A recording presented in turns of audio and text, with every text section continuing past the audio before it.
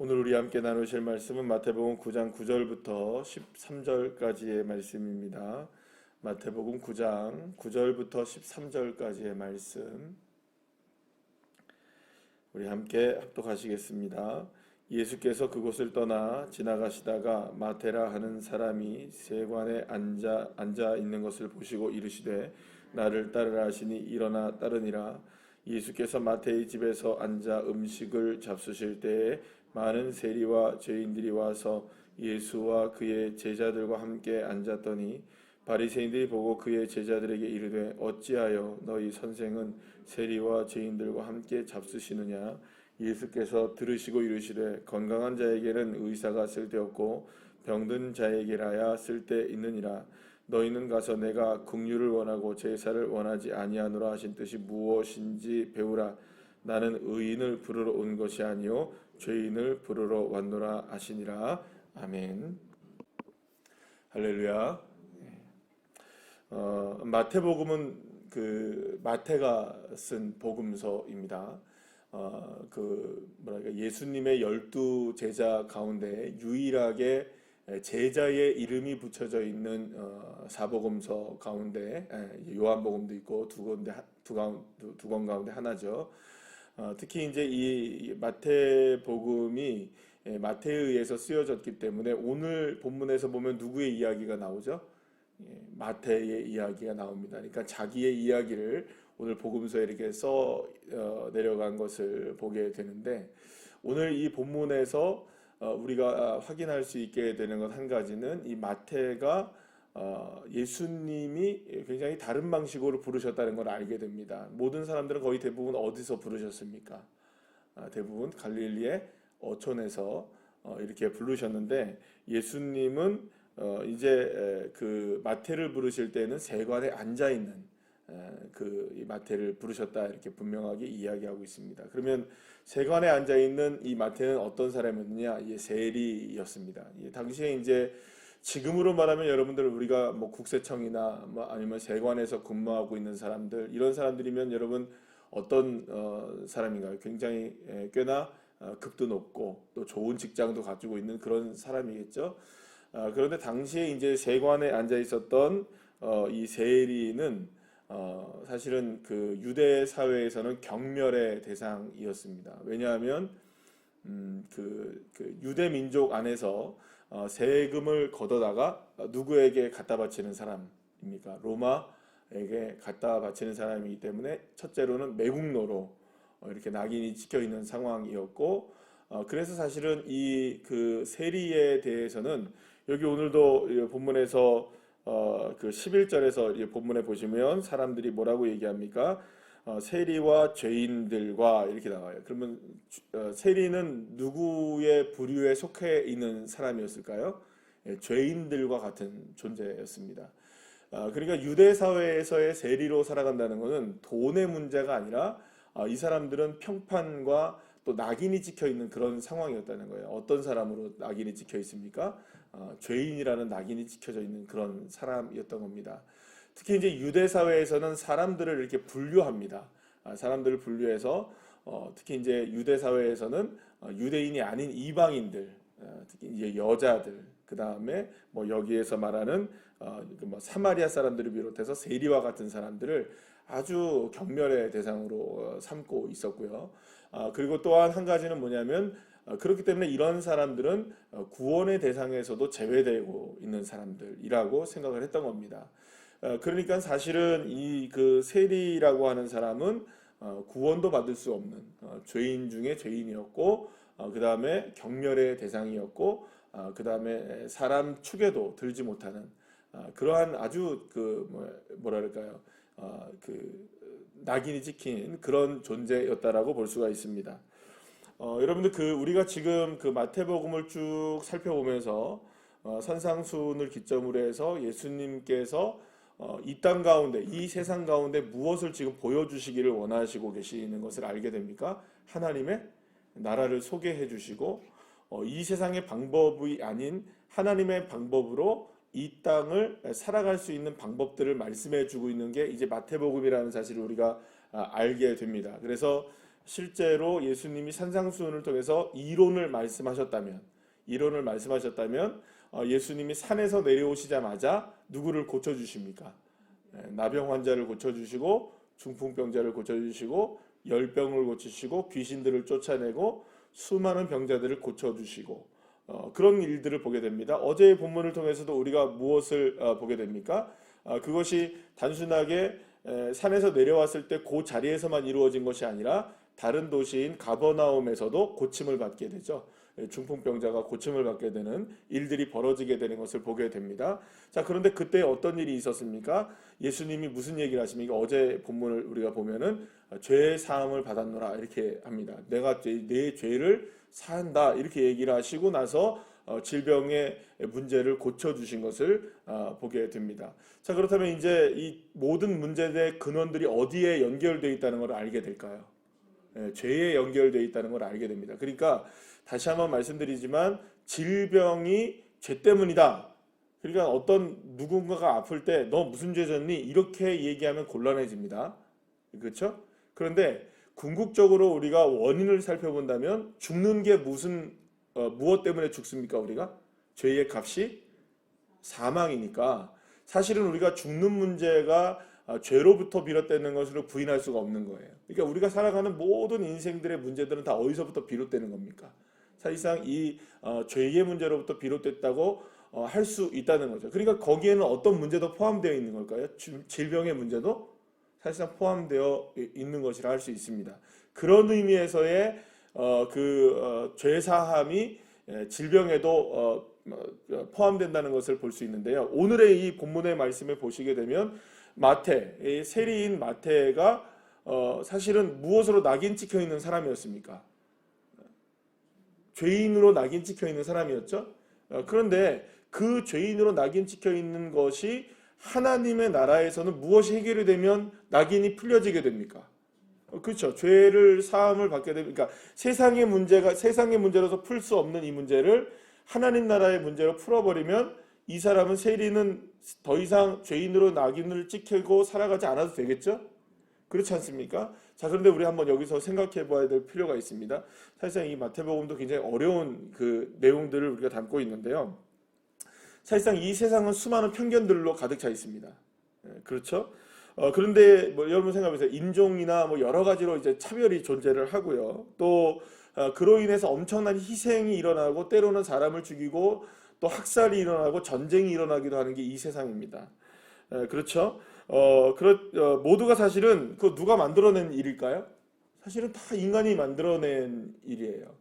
여러분들 그 2차 세계대전 때에 유대인들을 학살한 독일 나치, 여러분들 어떻게 일어난 일입니까? 수많은 사람들이 학살을 당했던 이유가 딱 뭡니까? 나치가 모든 그 죄의 근원이 누구에게 있다라고 낙인을 찍은 겁니까? 유대인들에게 있다라고 낙인을 찍은 거예요. 자, 일본 사람들이 우리나라를 식민지로 삼아가지고 여러분들 얼마나 우리를 괴롭혔습니까? 그러면서 자기네들이 우월하니까 무엇을 합니까? 우리나라의 모든 것들을 다 바꿉니다. 언어도 바꾸려고 하고 민족의 모든 것들을 다 바꾸려고 합니다. 말살하려고 합니다. 그러면서 자기네들이 생각한 건 뭡니까? 우리 조선 사람들은, 그러니까 대한민국 사람들은, 조선 사람들은 아주 나쁜 미개한 사람들이다라고 생각을 한 거죠. 그러니까 자기들이 바꾸겠다는 거예요.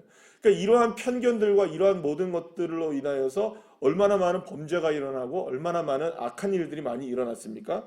사실 여러분, 이런 일들이 일어날 수 있는 게 뭐냐? 세상이 나름대로의 낙인들을 다 찍고 살아가는 겁니다. 기준들을 만들어 놓고 살아가는 거예요. 자, 그러면 여러분 한번 우리가 생각해 봅시다. 세상은 정말 정의로울까요? 세상은 정말로 괜찮은 세상일까요? 그렇지 않아요. 불합리한 게 많고요.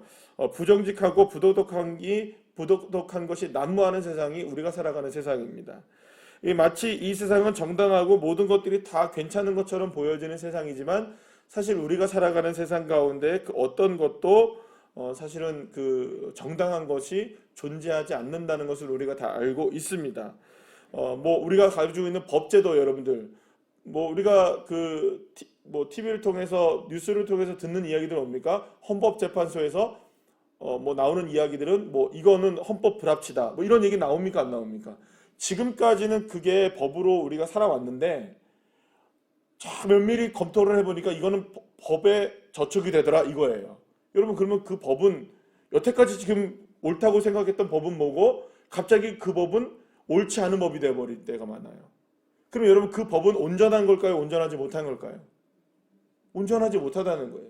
그러니까 이 세상 자체가 무엇을 가지고 살아가고 있냐면 이 세상 그 자체가 모든 것이 불완전해요. 모든 결정이든 모든 어떤 생각이든 모든 법이든 모든 규율이든 모든 제도든 다 거기에는 문제들이 존재한다는 겁니다. 다 문제들이 존재를 해요. 그러니까 예수님께서 특히 이제 오늘 본문에서 마태라는 사람을 제자로 삼으셔요. 그리고 예수님이 그 세리와 함께 식사를 하세요. 이게 이제 문제가 되었던 거예요. 유대 사회에서 바리새인들이 문제를 걸고 넘어가는 거예요. 아니 너희 선생은 어떻게 죄인과 함께 먹느냐? 어떻게 죄인을 제자로 삼을 수 있느냐? 세리와 함께 어떻게 어울릴 수 있느냐? 그럼 너희 선생도 죄인 아니냐? 이렇게 얘기를 했던 거예요. 그런데 예수님이 맨 마지막에 13절에서 뭐라고 말씀하십니까? 나는 의인을 부르러 온 것이 아니라 죄인을 부르러 왔다. 딱 얘기하시는 거예요. 그러면 이 말은 무슨 말일까요? 이 세상에 수많은 편견들과 수많은 문제들로 인하여서 낙인 찍히고 살아가는 그리고 또 문제로 되어져 살아가고 있는 수많은 모든 문제들이 사실상 그 문제들을 다 풀려면 이 세상의 문제로 풀 수 있을까요? 없을까요? 없다는 거예요. 그런데 하나님의 나라의 방식으로는 이 세상의 문제를 풀 수 있어야 됩니까? 못 풀어야 됩니까? 풀어줘야 되는 거예요. 이 세상의 문제를 풀 수 있는 방법이 세상의 문제로 방법으로 풀 수 없다면 하나님의 나라의 방식으로 풀어야 되는데 그래서 예수님이 이 땅에 오신 거예요. 세리를 보신 거예요. 마태를 보신 거예요. 그 사람과 함께 식사를 하심으로 세상에서는 친구가 될 수 없었던 사람들이 하나님의 나라의 방식으로는 무엇이 될 수 있는 겁니까? 친구가 될 수 있는 것이고 하나님의 나라의 방식으로는 그 사람이 예수님의 제자가 될 수 있는 것이고 하나님 나라의 백성이 될 수 있는 것입니다. 그러려면 예수님이 무엇에 대한 문제를 집중적으로 이제는 해결하셔야 됩니까? 예, 그렇죠. 이 땅의 모든 문제의 근원이 되어 있는. 그러니까 지금 세상의 사람들이 편견을 가지고 있고 세상 사람들이 모든 문제에 이게 불완전한 세상을 살아가고 있는 모든 문제의 근원이 어디에 있는 겁니까? 사실은 어디서부터 시작된 걸까요? 죄의 문제로부터 시작되었으니까 그 죄의 문제를 풀어주셔야만 하는 겁니다.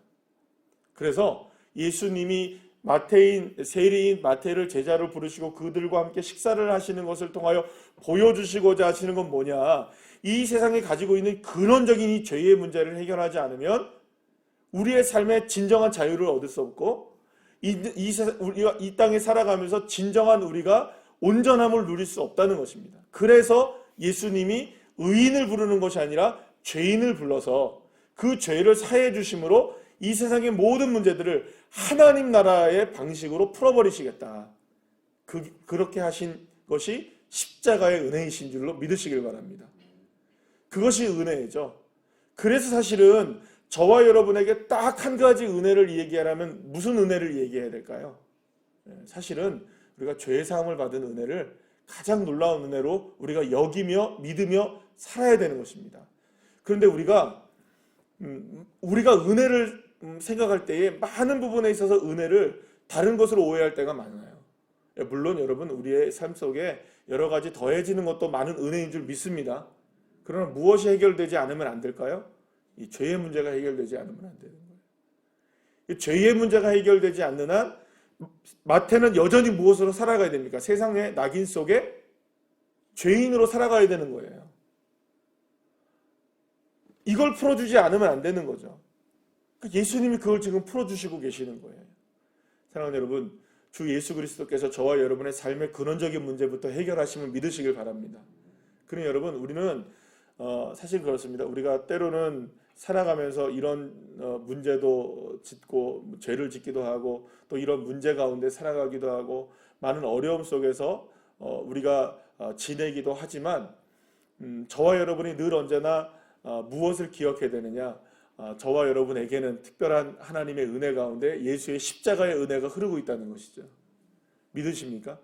그러니까 사실은 근원적인 문제를 우리 하나님이 예수 그리스도를 통해서 저와 여러분에게 풀어주신 존재입니까? 아직까지 덜 풀린 존재입니까?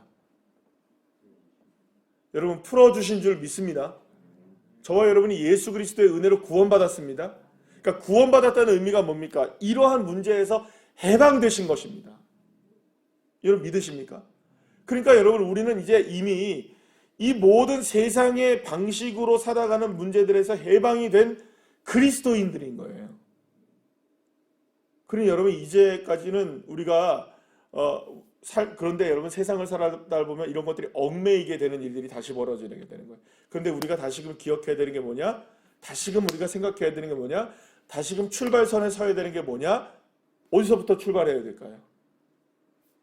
내 죄를 용서해 주신 하나님의 은혜, 십자가의 은혜, 예수 그리스도의 은혜, 믿으십니까? 그러면 다 해결되는 거예요. 여러분, 우리가 원수를 어떻게 사랑할 수 있습니까? 여러분들, 우리가 여기에 산상수훈에서 말한 예수님이 말씀하신 수많은 일들, 오리를 가자면 십리를 어떻게 갈 수 있습니까? 그 다음에 우리가 어떻게 심령이 가난한데 복을 받을 수 있습니까? 어떻게 박해를 받는데 우리가 복을 받는 사람이 될 수 있습니까? 무엇이 해결된 걸까요, 우리는? 죄의 문제를 해결하시니까 가능한 겁니다. 근데 우리는 이미 죄의 문제를 다 해결했음에도 불구하고 이 세상에 살아가는 수많은 일들을 통하여서 다시금 얽매이기 시작하는 거예요. 그러다 보면 사람들은 거기에 또 얽매이게 되는 거예요. 그러면 다시 우리는 어디로 돌아가면 됩니까? 출발선으로 돌아가기만 하면 되는 거예요. 그러니까 모든 문제를 풀 수 있는 유일한 방식이 뭐냐? 우리의 죄를 사하신 예수 그리스도의 십자가의 은혜만 기억하시면 됩니다. 여러분, 아멘 하시길 바랍니다. 아멘이셔야 합니다. 그러니까 수많은 문제들이 우리에게 다가옵니다. 우리의 감정적인 문제이든 우리의 인생의 실제적인 문제이든 건강의 문제이든 물질의 문제이든 어떤 문제가 다가오든 간에 그 문제를 풀 수 있는 출발점은 어디냐? 출발점은 어디냐? 저와 여러분의 죄를 사하신 예수 그리스도의 은혜로만 출발하시면 됩니다. 왜냐하면 그게 근원이니까. 그 문제를 풀어버리면 되니까. 근데 여러분, 우리는 그 문제가 풀렸습니까? 안 풀린 존재입니까? 풀린 존재입니다. 아직까지 안 풀렸으면 안 됩니다. 그죠? 우리는 구원받은 백성들입니다. 십자가의 은혜가 헛되지 않음을 믿으시길 바랍니다. 이미 우리에겐 그게 풀려져 있는 존재예요. 근데 우리가 예수를 믿었다고 하면서도 여전히 풀리지 않은 존재로 살아가고 있는 겁니다. 생각해 보세요. 여러분, 바리새인이 이렇게 얘기하잖아요. 제자들에게 이르되 어찌하여 너희 선생은 세리와 죄인들과 함께 잡수시느냐? 여러분, 이거는 세리의 이야기잖아요. 그러면 여기에서 마태나 제자들과 예수님은 다 자유함을 얻었습니까? 안 얻었습니까? 아니, 마태는 죄인입니까? 아닙니까? 아니, 예수님이 부르셨으니까 이제 죄인 아니죠? 오해하신, 이거 설교 지금 18분 했는데 다시 처음부터 해야 되나요? 마태는 이제 예수님이 부르셔서 그를 제자로 삼으시고 하나님 나라의 백성으로 삼으시고 죄인을 부르신 거니까 죄를 용서받나요? 아니면 여전히 죄인인가요? 용서받은 사람이죠, 이제. 그리고 지금 제자가 됐습니까? 안 됐습니까? 됐습니다. 십자가의 은혜를 이 사람은 정말 누리는 사람이 됩니까? 안 됩니까? 됩니다. 맞죠? 다 풀어졌죠? 세상의 방식으로 다 풀었죠? 세상의 방식을 무엇으로 다 풀었습니까? 예수님 하나님 나라의 방식으로 다 풀었어요. 그죠? 그렇잖아요. 더 이상 죄인 아닙니다. 마태는 예수님이 부르셨잖아요. 그런데 바리새인들은 뭐라고 부릅니까? 죄인이라고 부르잖아요. 자, 봅시다. 그러면 저와 여러분, 예수님이 다 풀었는데 우린 여전히 바리새인의 눈을 가지고 살아갈까요? 예수님의 눈으로 가지고 살아갈까요? 네? 우리 무슨 눈을 가지고 살아가야 됩니까? 주님이 풀어주신 눈으로 살아가야 될 줄로 믿습니다. 근데 여전히 우리 살아가면서 바리새인의 눈으로 살아가는 거예요. 아직 덜 풀린 것들이 얼마나 많아요. 다 풀어주셨다니까. 예수님이 근원을, 열쇠가 있다니까요. 예수 그리스도 믿으십니까? 내 삶의 문제를 예수가 풀어주셨다니까요. 십자가의 은혜로 풀어주셨습니다. 죄의 문제를 풀어주셨습니다. 그러면 다 풀린 거예요. 아니 덜 풀린 게 뭐예요 도대체? 한번 물어보세요. 물어봅시다. 한번. 덜 풀린 게 뭐예요? 여러분들의 인생 가운데 덜 풀린 게 뭐예요? 물질의 문제 안 풀리셨습니까? 예수가 풀어주셨습니다. 아니 무슨 말씀이세요 목사님? 아직 100만 원 나 빚진 거 있는데 무슨 소리예요? 예수님이 풀어주셨다니. 예수님이 풀어주셨습니다. 아멘? 아니 100만 원이 빚져 있다니까요. 예수님이 풀어주셨습니다. 여러분 물질의 문제이든 모든 문제이든 십자가의 예수님이 우리의 문제를 다 풀어주시는 겁니다. 믿습니까? 세상의 방식이 아니라 하나님의 나라의 방식으로 누구를 앞세우고 예수를 앞세우고 하나님을 앞세우면 물질의 문제도 더 해주시는 축복으로. 할렐루야. 믿습니까? 이게 예수가 하시는 일입니다. 죄의 문제도 마찬가지. 우리 문제 풀렸습니다. 믿습니까 여러분? 그게 은혜입니다. 근데 그 죄의 문제를 풀어주셨는데 여전히 우리는 죄인으로 낙인을 찍고 살아가고 있고 낙인을 찍으며 스스로에게 살아가고 있고 나는 부족해 연약해 라고 스스로 생각하며 살아가고 있는 겁니다. 주님이 풀어주셨는데 기가 막힐 노릇이죠. 십자가에 예수님이 2000년 전에 죽었는데 날마다 주님이 우리를 위해서 죽으셔야 됩니까? 아니잖아요. 주님이 나를 위해 죽으셨단 말이에요. 이미 십자가의 은혜가 내 삶에 흐르고 있는 줄 믿으시길 바랍니다.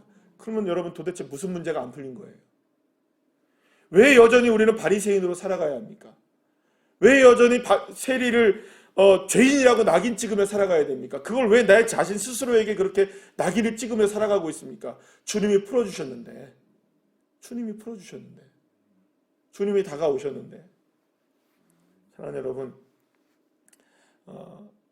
저와 여러분을 구원하신 예수 그리스도의 십자가의 은혜를 모르면 여전히 문제가 안 풀리는 거예요. 그런데 예수 그리스도의 십자가의 은혜를 정말 깊이 있게 경험하면 이미 모든 문제는 다 풀린 겁니다. 왜요? 십자가의 예수께서 우리의 죄를 풀어주셨는데 아담과 하와가 지은 죄를 풀어주셨는데 생명나무로 갈 수 있는 길을 열어주셨는데 더 이상 왜 여지껏 선악과만 바라보고 있느냐고요. 십자가에서 예수님이 생명나무로 가는 길을 열어주셨는데 왜 여전히 우리는 선악과 앞에서 이러니 저러니 하고 죄인이니 아니니 세리니 아니니 이것 따지고 우리가 있어야 되겠습니까?